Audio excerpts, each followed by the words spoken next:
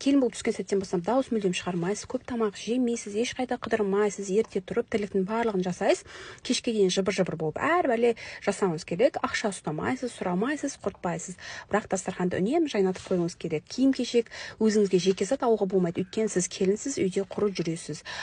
Төркін, подружка, оның бәрін ұмытқаныңыз вообще күшті болады. Телефон ұстамасаңыз да жақсы. Жыл сайын туасыз. Шатастырып алмау керек. Қыз десе қызды, ұл десе ұлды туу керек. Ол шатастыруға болмайды. Оның барлық келіннің қолында. Және туғаннан кейін 40 күн бойы күтіну, анау-мынау деген әңгіменің барлығы тәлпіштік.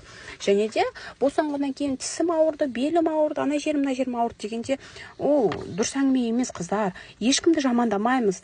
Күйеулерің түнімен қыдырып келсе де, жұмыс жасап жасамасын, вообще ләммим деуге болмайды. Еще ана туған бағдарыңыз вообще ауырмау керек. Ауырып қалса сіз кінәлі боласыз. Үйдің ешқандай бұрышына шаң болмау керек. Табылып қалса салақ қатын боласыз.